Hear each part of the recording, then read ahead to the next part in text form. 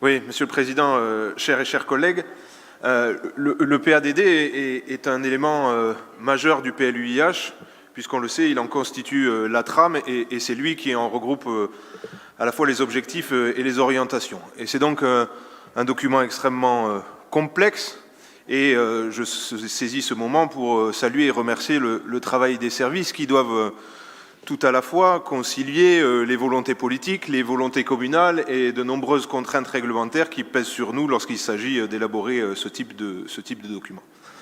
Néanmoins, je ne peux pas m'exprimer sur le PADD sans rappeler quelques éléments de contexte dans lequel il est fait et rappeler que nous sommes aujourd'hui dans une des rares grandes villes françaises à être une ville sans document structurant. Le PDU a été annulé par la justice par un manque de dialogue avec le recours d'une association qui en aurait dû être un partenaire, et le PLUIH a connu le même sort. Et j'aurais souhaité que ce PADD puisse faire l'objet d'un temps plus long, d'un temps dédié, voire même peut-être d'un conseil municipal dédié, comme nous l'avions fait lorsqu'il s'agit de rendre un avis sur la 3e ligne de métro. Parce que ce PADD, il va avoir un impact majeur sur le quotidien des Toulousains. Et nous souhaitons, à l'occasion de ce débat, vous rappeler le constat qui est le nôtre. Je le sais, nous ne le partageons pas, mais néanmoins, il est important pour nous de le rappeler, d'une ville qui se fragmente. Et finalement, on a la sensation que se développe progressivement une ville à deux vitesses, la ville du béton et la ville de la brique. La ville de la brique, c'est celle des installations choisies, des services publics de proximité, des commerces à proximité, de l'accès aux services de santé et à la culture, finalement celle du centre-ville et des quartiers d'antan. Et la ville du béton, c'est la ville moche, la ville des installations subies, des populations marginalisées, car oui, nous avons la sensation qu'à Toulouse, on bétonne toujours plus, sans se soucier de savoir si les équipements publics, les routes, parfois même les commerces, suivront dans les quartiers.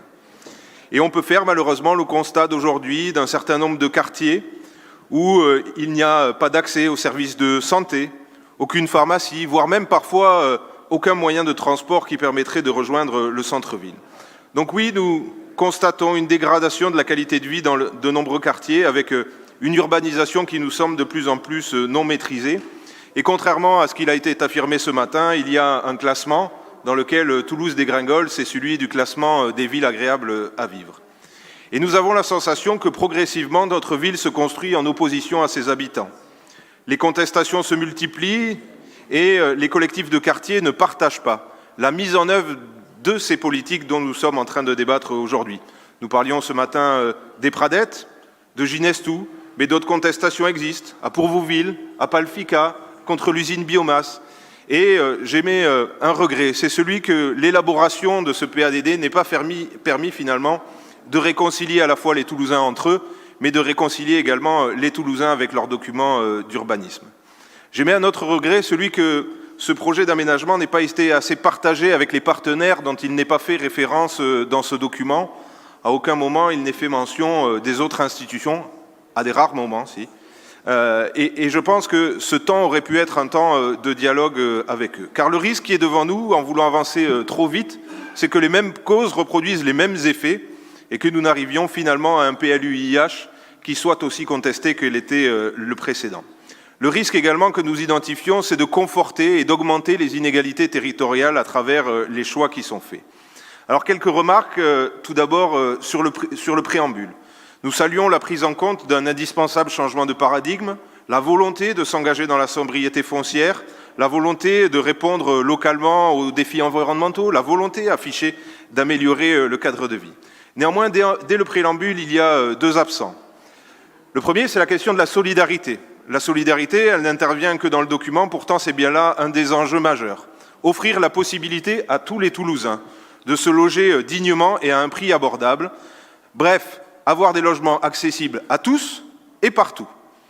Le deuxième absent, c'est les modalités de coopération, justement, avec notre environnement, qui sont absents, là aussi, de ce préambule. En ce qui concerne l'offre de services, il est indiqué qu'il devra être privilégié leur implantation au sein des territoires déjà urbanisés. Et malheureusement, le constat que nous faisons, c'est qu'aujourd'hui, les zones qui ont été urbanisées ces dernières années sont justement celles où ces services sont absents. Ces territoires déjà urbanisés sont déjà les territoires qui cumulent à la fois l'absence des services publics et des services privés. Je pense par exemple au quartier de Grand-Selve, qui est à mon avis le parfait exemple de ce qu'il ne faut plus faire en matière d'urbanisme. Une contradiction également qui apparaît à de nombreuses reprises dans ce document, celle de vouloir préserver l'identité des quartiers. Je pense que c'est un enjeu majeur, tout en voulant renouveler la ville.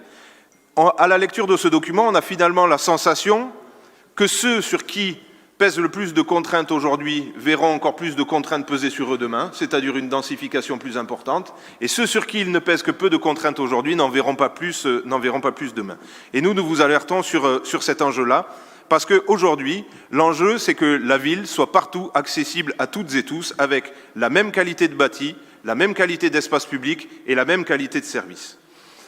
Enfin, en ce qui concerne, et je m'en arrêterai là pour ne pas trop alourdir ce débat, en ce qui concerne le logement et la question du logement, j'ai la sensation, et nous avons la sensation, qu'il y a une sacralisation de l'accès à la propriété qui est peut-être contraire à l'objectif d'amélioration de la capacité pour chacune et pour chacun à être logé dans des logements à des prix raisonnables. Et en ce sens, je pense qu'il faut avoir pour objectif et faire peser sur l'ensemble des bailleurs sociaux une forte responsabilité quant à la construction de logements sociaux, notamment en premier lieu le bailleur social de la métropole qui est Toulouse Métropole Habitat. Nous ne pouvons laisser au marché seul la responsabilité de construire les logements nécessaires qui, nous le savons, permettront certainement une baisse du prix des logements et du prix des loyers, mais ils ne peuvent assumer cette responsabilité seuls. Et enfin, un point de détail, nous faisions référence ce matin à la vente de la caserne Vion, de l'hôtel de l'Instant,